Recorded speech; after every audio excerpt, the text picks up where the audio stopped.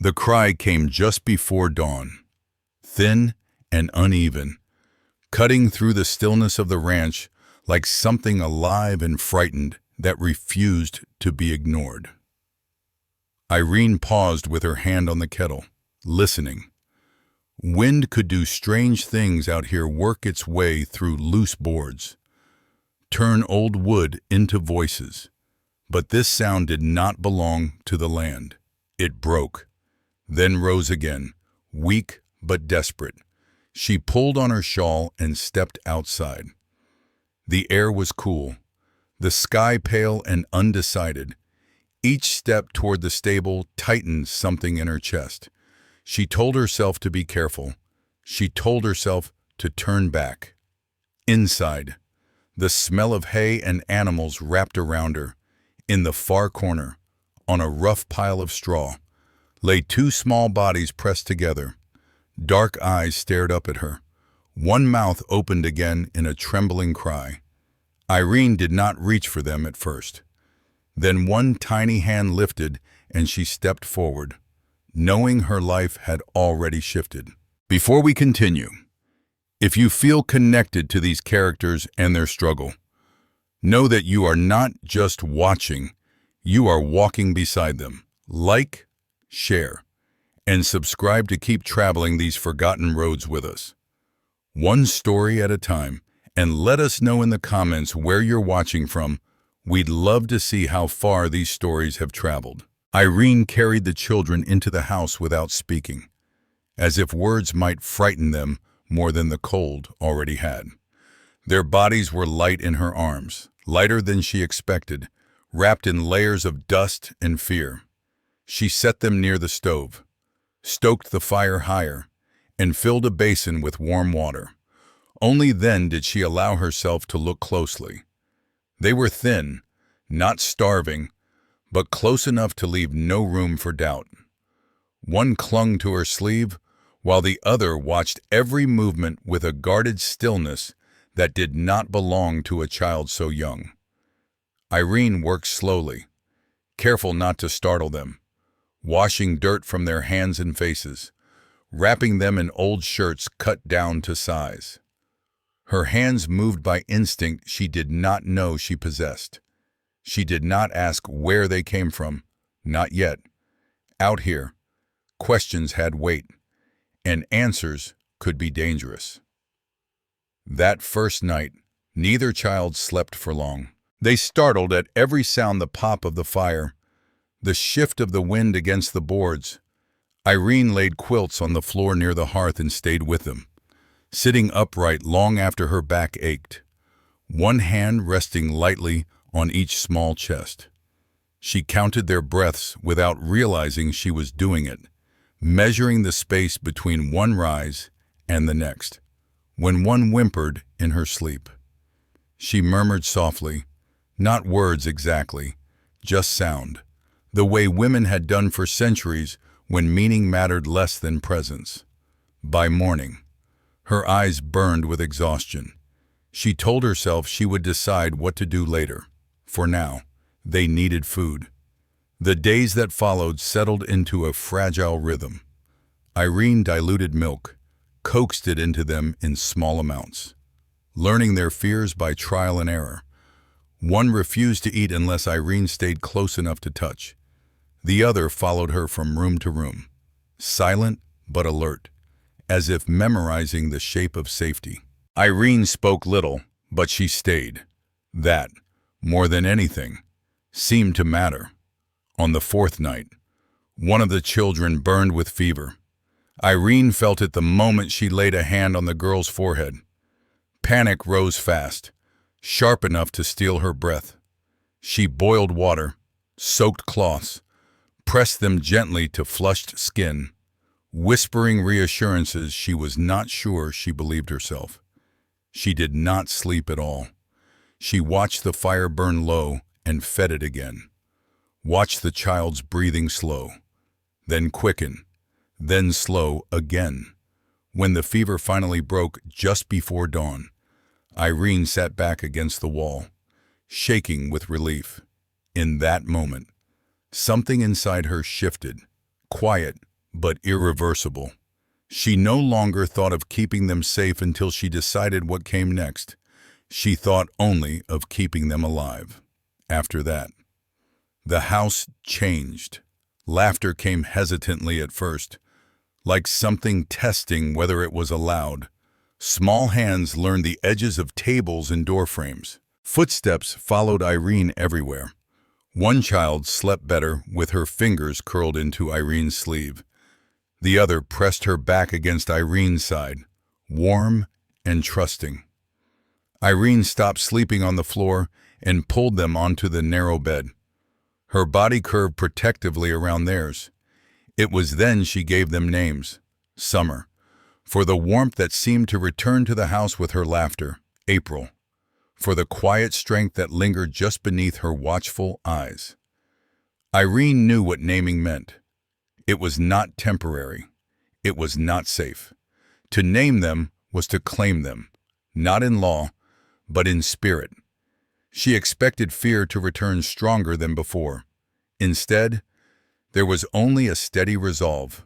Years passed, marked by scraped knees, whispered nightmares, and small victories.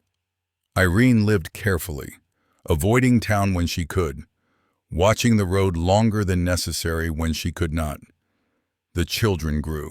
Their bond with her deepened, woven from 1,000 unnoticed moments, hands reaching for hers without looking, voices calling her in the dark. And beneath it all, Irene lived with a truth she never spoke aloud. One day, the past would come looking. Until then, she would remain. Time did not announce itself as it passed. It moved the way it always did, on the frontier slowly, almost politely, leaving its marks only when one learned to look for them. Summer and April grew taller, stronger, their laughter filling spaces that had once belonged to silence. Irene watched it happen with a mixture of gratitude and restraint, as if joy were something that needed to be handled carefully, lest it break. The children learned the rhythms of the ranch before they learned to read the sky. They knew where the ground dipped after rain, which boards on the porch creaked, which hens were likely to peck if startled. They learned that Irene woke before the sun and that her mornings were quiet, but her evenings were softer, given to stories told low and slow while lamplight trembled on the walls. They called her for everything, for splinters and bad dreams, for questions that came without warning. When thunder rolled across the basin, April pressed her face into Irene's shoulder, shaking until the sound passed.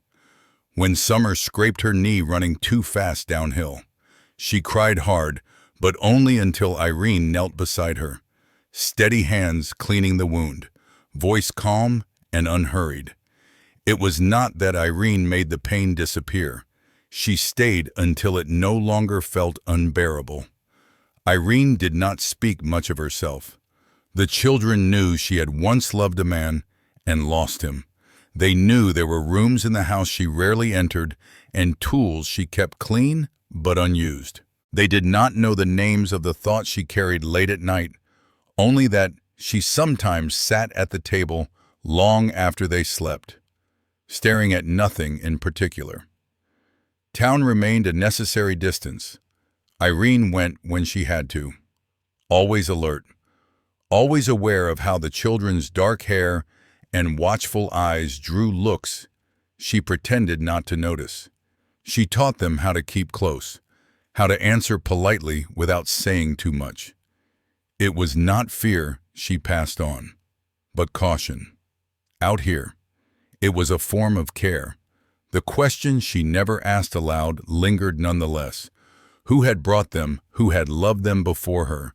Irene told herself that if she never spoke it, it would stay quiet.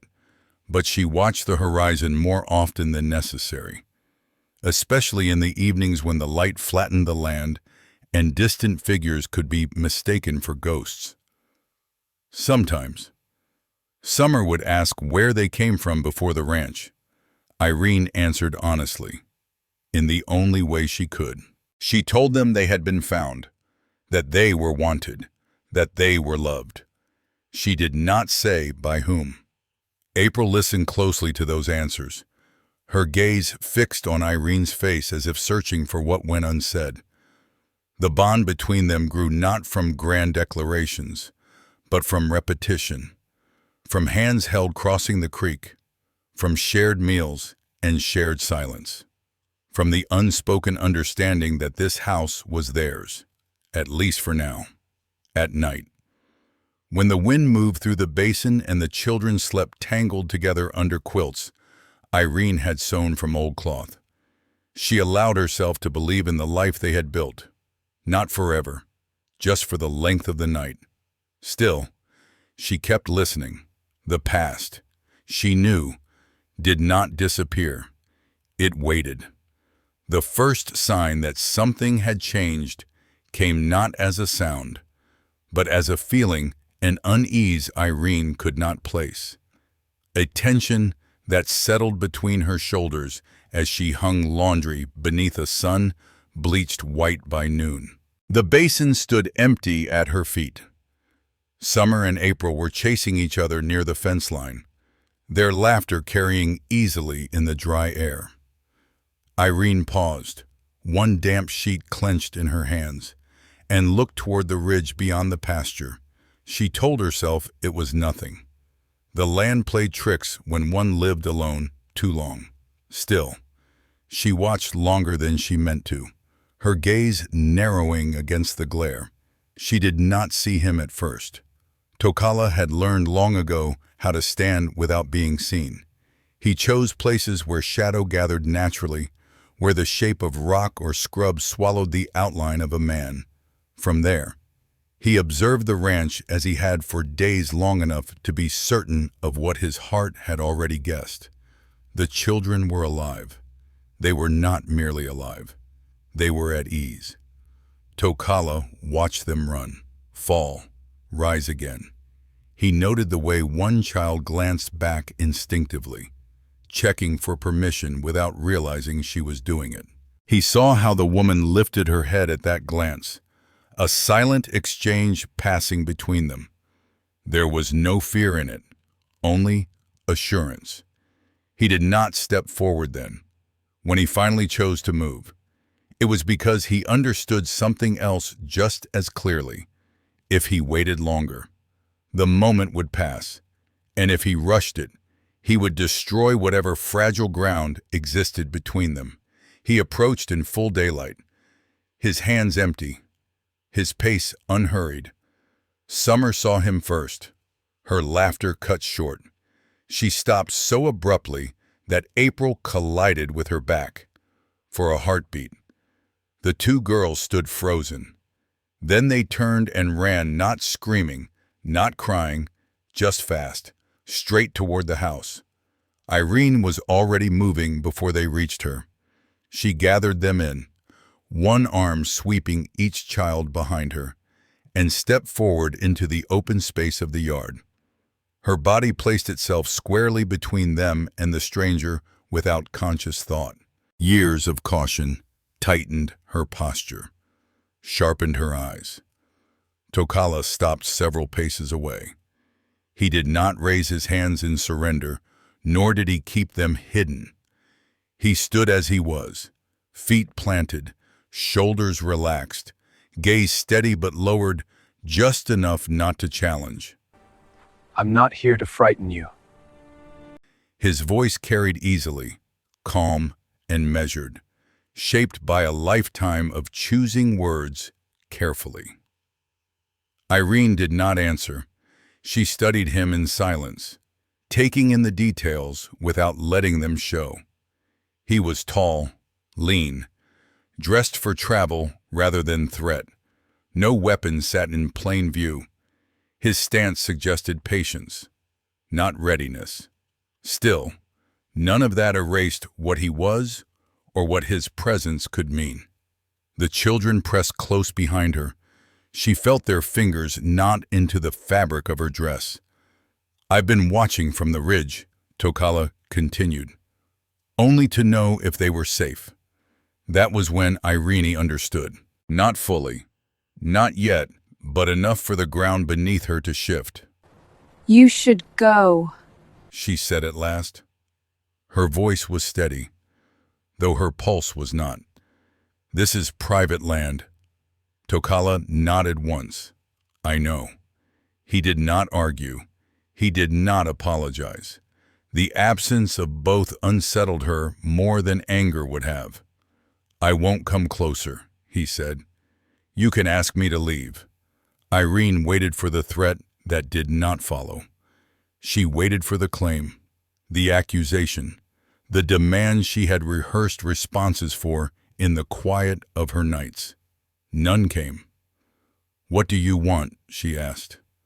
Tokala lifted his gaze then, not to her eyes, but to the place where the children hovered just out of sight. His expression shifted, something like grief moving beneath restraint. I've been searching for a long time, he said. I needed to know. Know what Irene pressed, that they lived. The words struck deeper than she expected. Irene tightened her grip on the children without realizing it. Her mind raced through possibilities, each one heavier than the last. She had known this day might come. She had simply hoped it would not. They're mine, she said, the words escaping before she could weigh them. Tokala did not flinch. I don't doubt that, he replied. That answer unsettled her most of all. Silence stretched between them, filled only by the wind moving through dry grass. Irene felt the children shift, curious now despite their fear. Summer peeked around her hip. April remained hidden, fingers clenched tight. Tokala took a small step back, increasing the distance rather than closing it.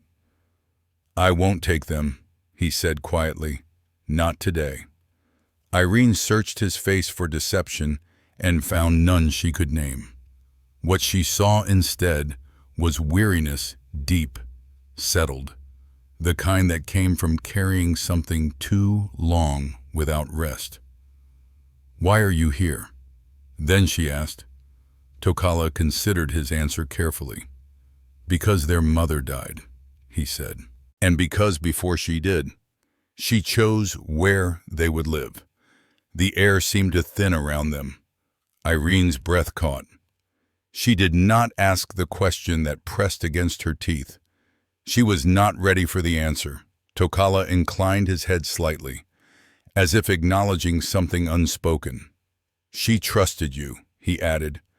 Irene felt a sudden, fierce sting behind her eyes. She looked away before it could show. You don't know me, she said. I know enough. Tokala replied. I know they run toward you. I know they sleep under your roof. I know they are not afraid. That, more than anything, loosened something in her chest. Irene drew a slow breath. When she looked back at him, her voice was quieter. You should go, she said, for now. Tokala accepted that without protest. I will, he said. But I'll remain close. Her gaze sharpened. That's not an invitation. I understand, he replied. It's a promise to them. He turned then, not abruptly, not in retreat, but with the deliberate ease of someone who knew how to leave without provoking pursuit. He walked back toward the ridge, his figure gradually swallowed by light and distance.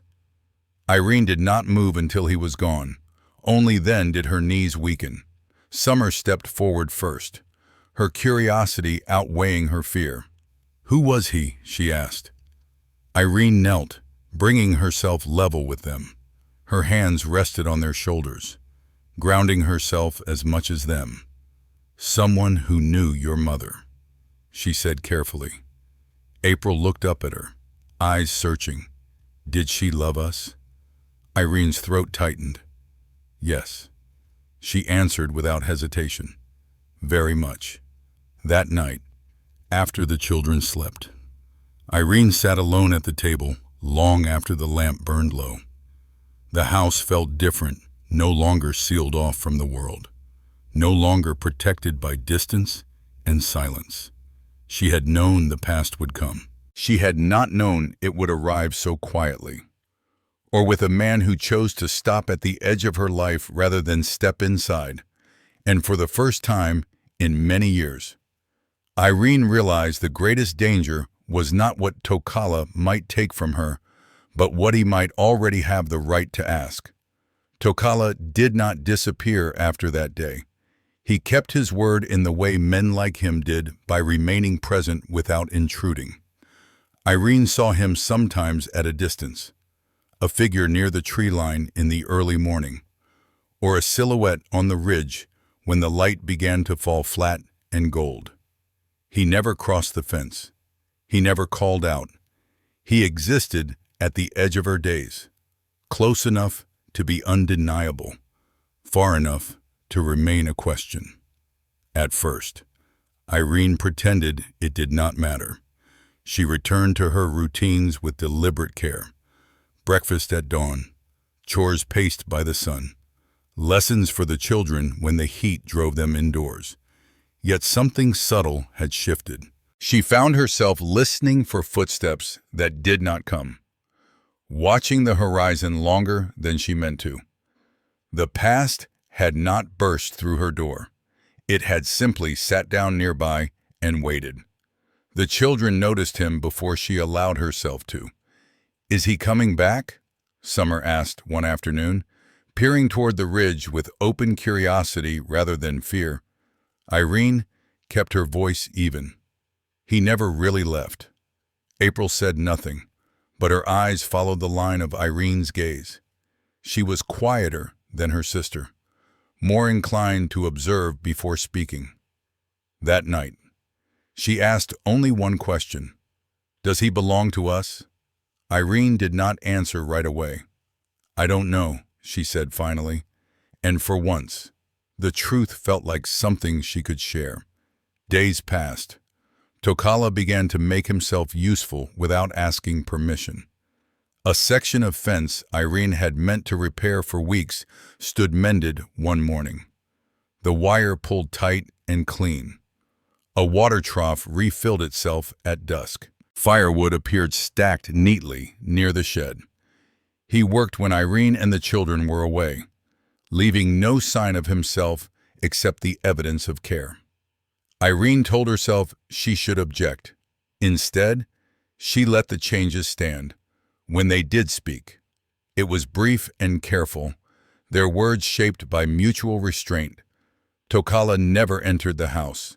He spoke to Irene in the open air, where there were no walls to press the conversation closer than it should be.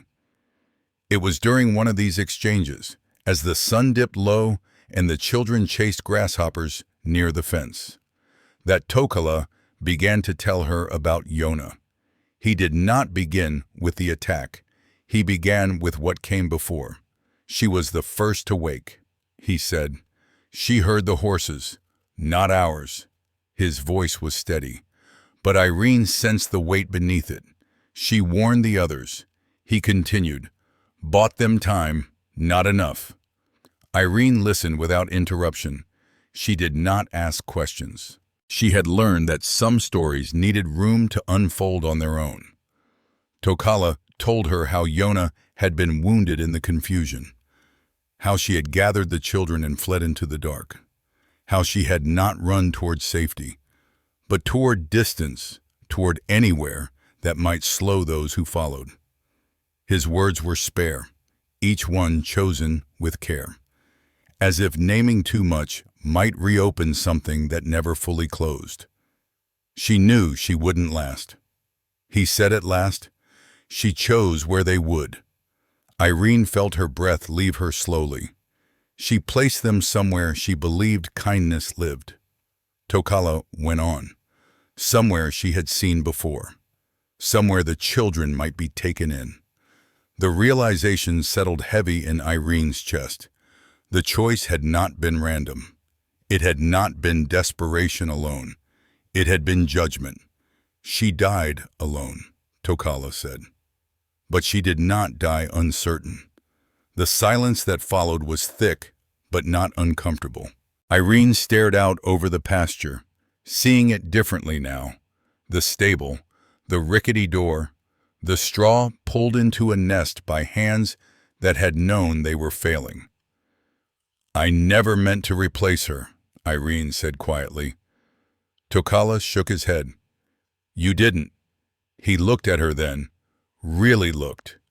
And Irene felt the weight of that gaze, not assessing, not claiming, but acknowledging. "You carried what she could not finish," he said. "That is not theft." Something in Irene's chest loosened, though the ache remained. From that day on, the past felt closer, but also clearer. Irene understood now that she was not standing between Tokala and his children.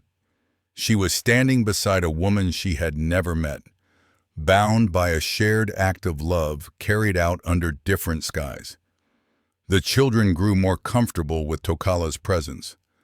Summer waved to him openly now. April watched first, then followed. Tokala spoke to them gently, never pressing, never touching unless invited. He told them small things: how to track a rabbit, how to listen for weather in the wind. He did not tell them who he was. That truth waited. Irene felt its approach like the slow gathering of a storm. She saw it in the way Tokala sometimes lingered too long, his gaze fixed on the children with an expression that was no longer only observation. She felt it in herself, in the growing awareness that love did not divide neatly into categories of right and wrong. One evening, as the sky burned low and red, Tokala turned to her. "They deserve to know," he said. Irene nodded. She had known this was coming.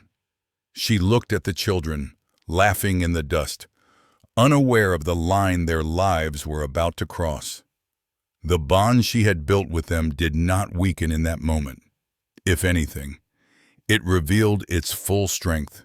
The truth, Irene realized, would not test whether she was their mother. It would test whether love could survive being shared. Tokala chose the moment carefully. It was late afternoon, when the heat had softened and the land seemed willing to listen. Summer and April sat near the porch, sorting pebbles by shape and color, their heads bent close together. Irene stood a few steps away, shelling beans into a tin bowl, aware of Tokala's stillness beside the fence. He did not begin with a declaration. He knelt so that he was not towering over them, his posture open, his voice low enough that it carried no urgency. He spoke slowly, shaping each sentence as if it were a stone placed deliberately in water.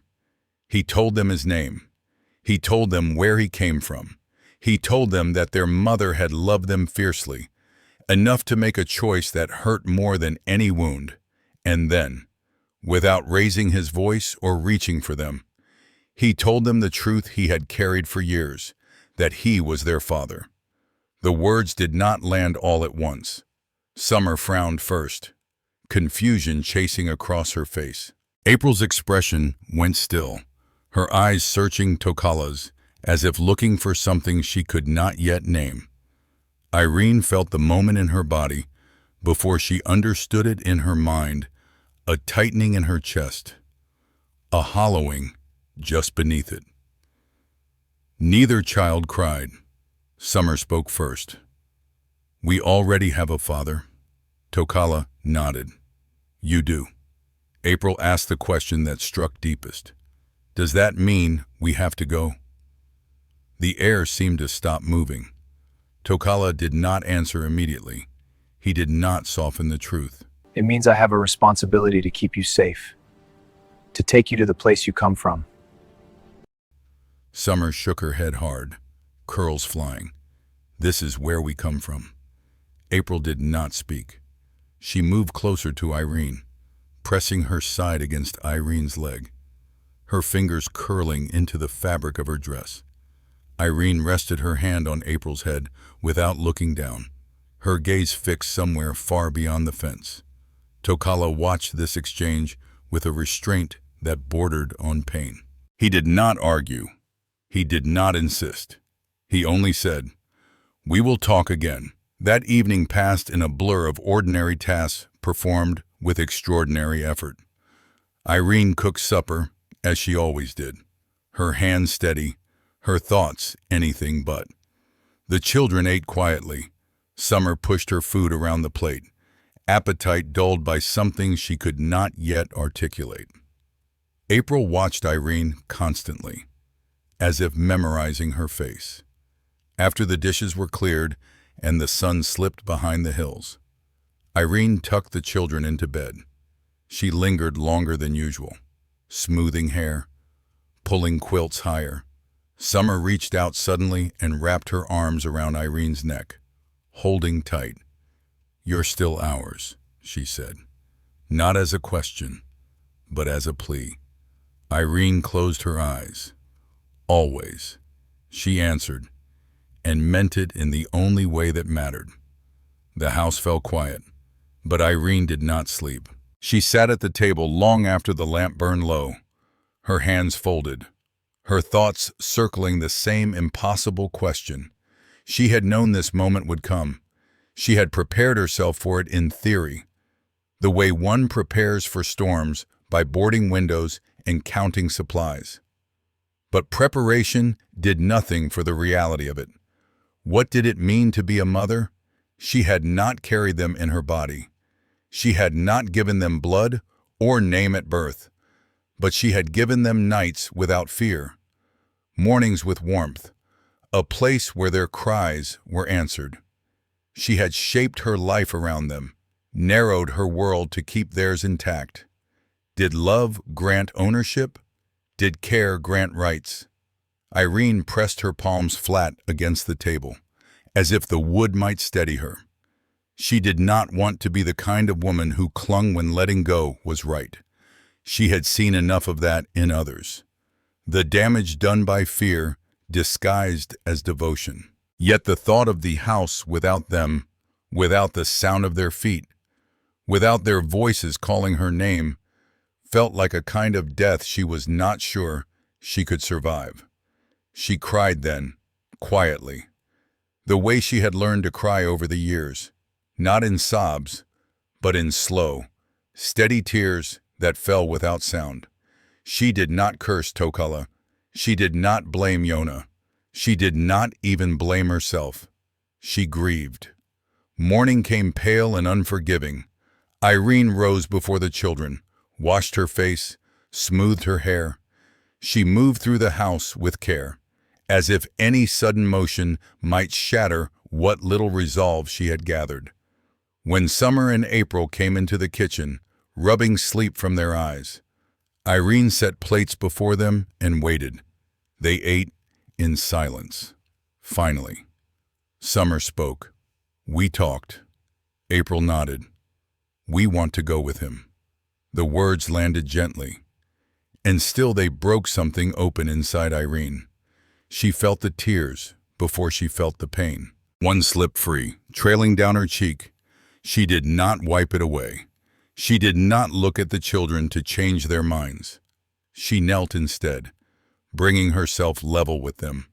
"If that's what you choose," she said, her voice steady despite the ache beneath it, "then you go, knowing I want only one thing." April looked at her, eyes wide. "What?" "That you are safe," Irene said. "That you grow strong. That you remember you are loved." Summer's lip trembled. She leaned forward, pressing her forehead against Irene's. April followed, wrapping her arms around Irene's waist. Irene held them both, breathing them in, committing the weight and warmth of them to memory. When Tokala arrived later that morning, he saw the change immediately. Irene looked as though she had aged a year overnight. Her eyes were rimmed red, her movements slower, more deliberate. Tokala stopped several steps away, understanding without being told what had transpired. "The children have decided," Irene said before he could speak. Tokala inclined his head. I know. She did not accuse him. She did not beg. She simply stated the truth of what was to come. And in doing so, she laid bare the depth of what she was losing. Tokala looked from Irene to the children and back again, for the first time since he had come to the basin. Uncertainty crossed his face. He had prepared himself to take responsibility. He had prepared himself for resistance, even hatred.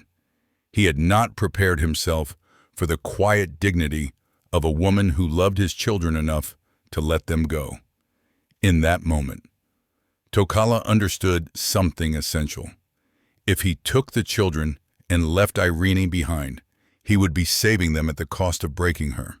And love, he knew, did not require that kind of sacrifice. Not from her, not from him. The night had taken Irene's sleep. The morning, Tokala realized, demanded his choice. Tokala did not answer at once. He stood where he was, the morning light catching the dust along his boots, his shadow stretching thin across the yard. Irene waited. She had already given what she could give. Whatever came next was no longer hers to shape. The children stood close to her, one on either side, their hands still warm from her touch. Tokala looked at them, really looked, and saw what he had been careful not to see too clearly before. They were not only alive, they were anchored. Their bodies leaned toward Irene without thought, drawn by a gravity formed over years, not blood. I asked you to choose, Tokala said quietly, not to the children, but to Irene, and you did. She lifted her chin slightly. I chose their safety. Tokala nodded. So did I. He moved closer then, stopping just short of the space Irene seemed to need. His voice lowered, stripped of formality. If they come with me, he said, they will learn who they are. They will be protected. That is my duty. Irene did not interrupt. But if they come with me alone, he continued, they will also learn loss. The words settled between them, heavy and unmistakable. Tokala glanced toward the house, toward the door frame, worn smooth by years of small hands brushing past it. He imagined the silence that would follow the absence, not just of laughter, but of meaning. He imagined Irene standing in that quiet, carrying a grief no one would see.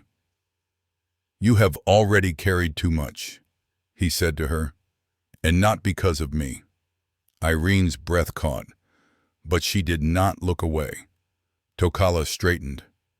I will not take them and leave you here to endure what remains. The children looked up at him, confused but attentive. You said we could go, Summer said softly. Tokala knelt, bringing himself level with them again.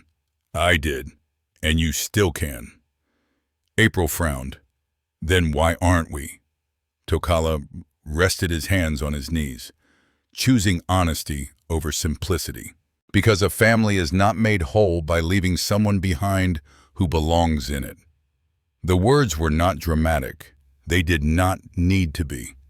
Irene felt the ground shift beneath her, subtle but unmistakable. Tokala, she began, unsure of what she meant to say, only that she needed him to understand something. I won't follow out of fear, and I won't ask to stay out of love. He met her gaze steadily. I would not accept either. The children watched the exchange, sensing its importance without fully grasping its shape. Summer's fingers tightened around Irene's hand. April leaned forward, curious and cautious all at once. Tokala turned back to Irene. Come with us, he said, not as someone who is giving something up, but as someone who has already given enough. The invitation was not wrapped in promise. There was no assurance of ease, no claim that the road ahead would be kind. It was simply an acknowledgement of truth. Irene felt tears rise again. But this time they were different. not the tears of a woman bracing for loss, but of one realizing she was seen fully and without condition. She looked at the ranch then, at the fence she had mended alone, at the field she had worked with steady hands, at the house that had held her grief and her love in equal measure. It had been her refuge. It had also been her boundary. I don't know your world. I don't know yours. They stood in that shared uncertainty, neither pretending otherwise. What I do know, he said, is that the children already live between them. Irene closed her eyes. When she opened them again, her voice was quiet but certain. Then I will go, Summer gasped, the sound sharp with surprise. Really? Irene knelt, gathering them close, pressing her cheek to theirs. Yes. If you are going, I am going too. April studied her face, searching for hesitation, finding none. She smiled, small and sure. The decision did not bring relief all at once. It brought a different weight, one that required movement. They spent the rest of the day preparing. Irene packed what she could carry and left what she could not. She moved through the house slowly, touching familiar objects, not to linger, but to say goodbye. There was no bitterness in it, only recognition. As the sun began to lower, they stood together at the edge of the yard.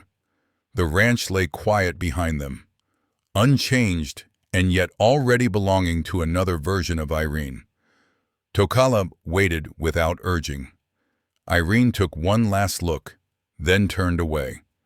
The children walked between them as they set out, small hands brushing against larger ones, a living bridge between past and future. The land opened ahead, wide and uncertain.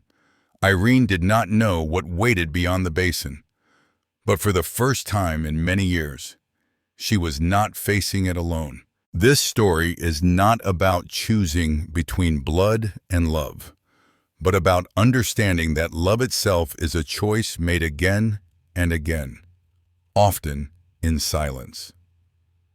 Irene did not become a mother by giving birth, but by staying through fear, exhaustion, and the certainty of loss. Tokala did not prove himself a father by taking his children away, but by recognizing the woman who had already given them a life. The story reminds us that family is not defined by ownership, but by responsibility, sacrifice, and the courage to share love rather than claim it.